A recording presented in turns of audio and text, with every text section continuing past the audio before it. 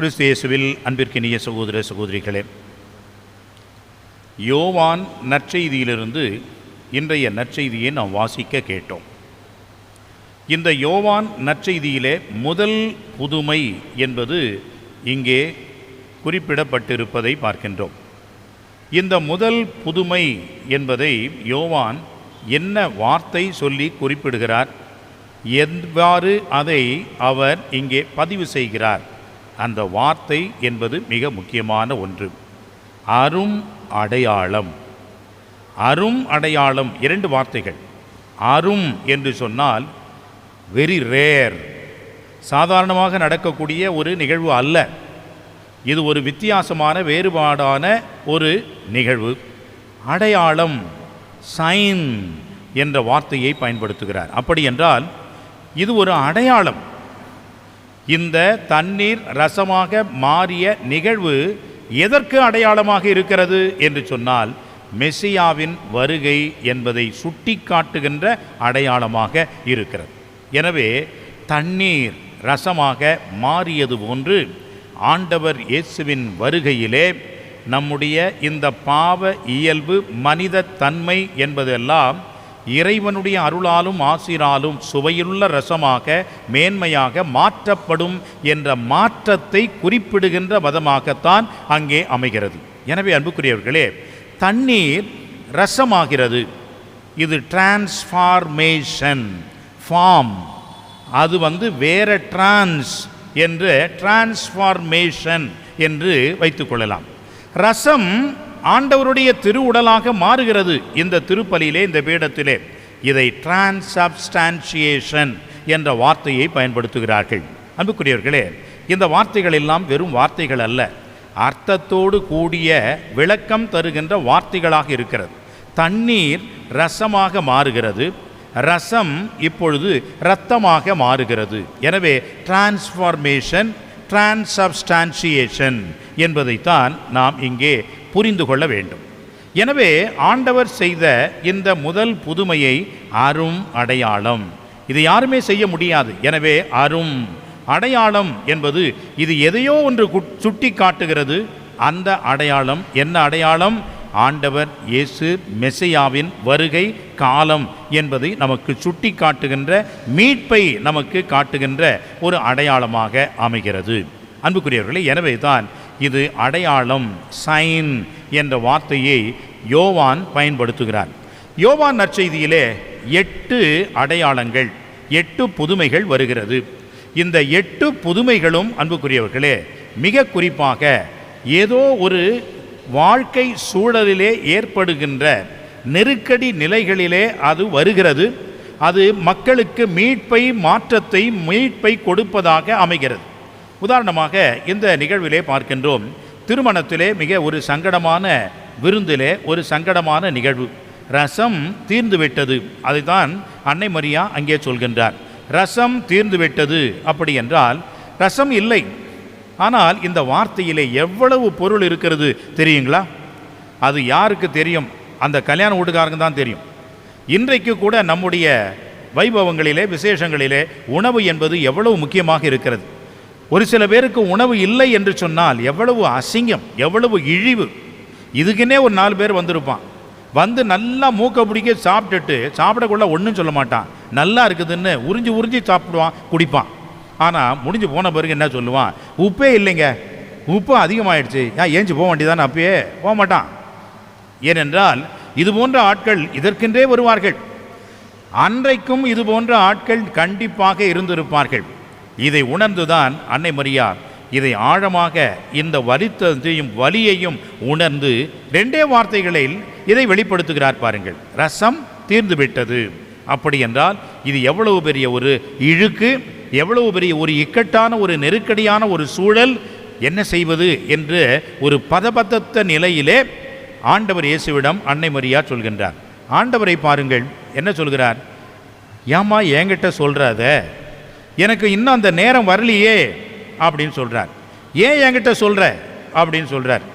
எனதுடைய நேரம் இன்னும் வரவில்லையே என்று சொல்கிறார். இந்த நேரம் என்று அன்னை மரியா சொல்லும் பொழுது ஆண்டவர் எதை குறிப்பிடுகிறார் என்று சொன்னால், கல்வாரி மலையில் அந்த நேரத்தை குறிப்பிடுகின்றார்.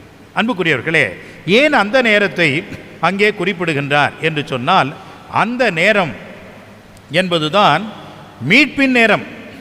அந்த நேரம்தான் அன்னை மரியா சிலுவை அலையிலே நின்று நமக்காக பரிந்து பேசுகின்ற ஒரு தாயாக அன்னை மரியா அங்கே இருக்கின்றார். அன்புக்குரியவர்களே, அந்த நேரம் இன்னும் வரவில்லை. நான் பாடுகள் பட வேண்டும், சிலுவையிலே அறையப்பட வேண்டும், இந்த பாடுகளின் மத்தியிலே நீர் இருக்க வேண்டும், என்னுடைய பாடுகளில் பங்கெடுக்க வேண்டும், இந்த உலகத்திற்கு அந்த மீட்பை நீ கொண்டு வர வேண்டும். அந்த நேரம் இன்னும் வரவில்லையே அம்மா, ஏன் இதை என்னிடம் இப்பொழுது சொல்லுகிறாய் என்று கேட்டபொழுது அன்னை மரியாவை பாருங்கள், எவ்வளவு ஒரு தைரியம், எவ்வளவு ஒரு நம்பிக்கை, அசைக்க முடியாத ஒன்று. நான் ஆண்டவருக்கு ஆம் என்று சொல்லிவிட்டேன். எனவே கடவுள் என்ன செய்ய வேண்டும்? இப்பொழுது என்னுடைய வேண்டுதலை கேட்க வேண்டும். எனவே தைரியமாக சொல்கிறாங்க, அவர் உங்களுக்கு சொல்லுவதெல்லாம் செய்யுங்கள். வேறு வழி இல்லாமல் ஆண்டவர் இயேசு அந்த புதுமையை அங்கே செய்கின்றார். அன்புக்குரியவர்களே, இந்த புதுமைகள் எல்லா புதுமைகளிலும் பாருங்கள், லாசர் இறந்து போய்விட்டார். ஒரு இறப்பு என்பது எவ்வளவு பெரிய இழப்பு, ஒரு குடும்பத்திலே எவ்வளவு ஒரு வேதனையும் எவ்வளவு ஒரு வருத்தத்தையும் வெற்றிடத்தையும் அது ஏற்படுத்துகிறது என்று நினைத்து பாருங்கள். அந்த நேரத்திலே ஆண்டவர் அங்கே செல்கின்றார். உயிர்த்தெழுதலும் வாழ்வும் நானே, கவலைப்படாத, உன்னுடைய சகோதரன் உயிர்த்தெழுவான் என்று சொல்கின்றார். அன்புக்குரியவர்களே, ஆண்டவர் இயேசு அந்த வாழ்க்கை சூழ்நிலையிலே சென்று அவர்களை விடுவிக்கின்றார். பாருங்கள், உயிர்த்தெழுதலும் வாழ்வும் நானே என்று இறந்தவனை ஆண்டவர் உயிர்ப்பிக்கின்றார். குருடன், அவன் பிறவியிலேயே குருடனாக பிறந்தவன். யோவான் நற்செய்தி 9ஆம் அதிகாரம். அவனுக்கு அந்த பார்வையற்ற நிலையிலே அந்த மனிதனுக்கு பார்வையை கொடுக்கின்றார். அதன் பிறகு தான் சொல்கிறார், நானே உலகின் ஒளி என்று சொல்கின்றார்.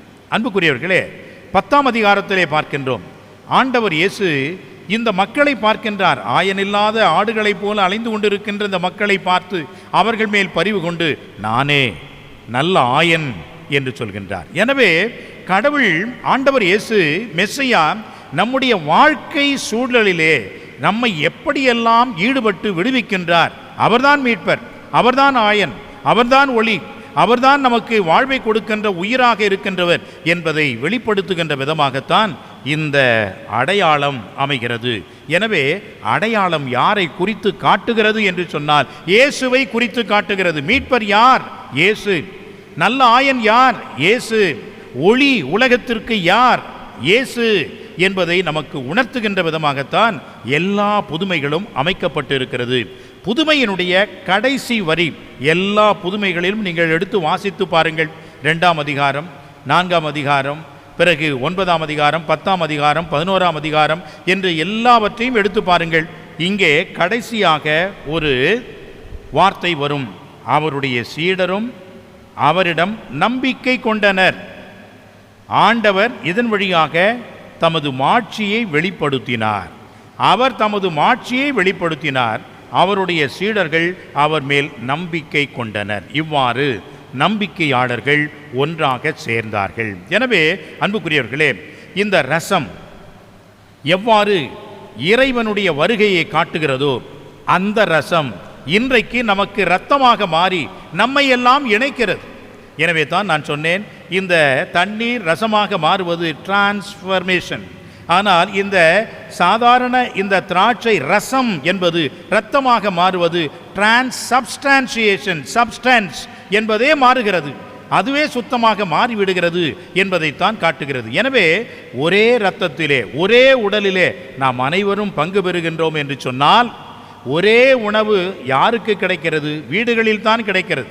நம்முடைய வீடுகளிலே அமர்ந்து எல்லாரும் ஒரே உணவை உண்கின்றோம், ஒருவர் ஒருவருக்கு பரிமாறிக்கொள்கின்றோம், ஒருவர் ஒருவருக்கு அதை நாம் கொடுத்து நம்முடைய உறவை வளர்த்து கொள்கிறோம், உறவை நாம் இன்னும் அதிகமாக ஸ்திரப்படுத்திக் கொள்கின்றோம். அந்த உணவுதான் அன்புக்குரியவர்களே இன்றைக்கு 2ஆம் வாசகத்திலே பவுலடியார் சொல்கின்ற வார்த்தைகள். அன்புக்குரியவர்களே, உடல் ஒன்று. ஏனென்றால் இந்த உடல் வளர்வது இந்த ஒரே உணவினால் தான். ஆனால் இந்த உடலிலே இருக்கின்ற உறுப்புகள் பல. கை இருக்கிற மாதிரி கால் இல்லை, கால் இருக்கிற மாதிரி கை இல்லை. இந்த கையையும் காலையும் பாருங்க, ரெண்டும் ஒரே மாதிரி தான் இருக்கும். ஆனால் ஒரே மாதிரியாக நடக்குது? தவளை மாதிரி தத்தி தத்தியாக நம்ம போகிறோம்? இல்லை. ஒரு கால் முன் வந்தால் இந்த கை பின் போகிறது, இன்னொரு கால் முன் வந்தால் இந்த கால் பின் போகிறது.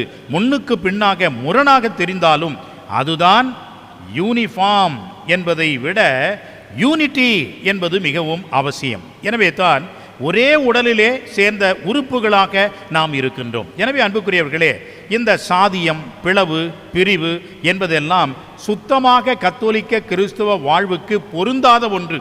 யார் ஒருவன் சாதியை தூக்கி நிறுத்துகிறானோ, யார் ஒருவன் பிளவையும் வேறுபாட்டையும் செய்கின்றானோ, அவன் பேயினுடைய மறுவடிவம், அவன் சாத்தானுடைய ஆள் என்றுதான் சொல்ல வேண்டும். காரணம், இன்றைக்கும் இந்த மாதிரியான சாதிய வீரியம், வெறியை இன்றைக்கு நடத்தி கொண்டிருக்கின்றோம்.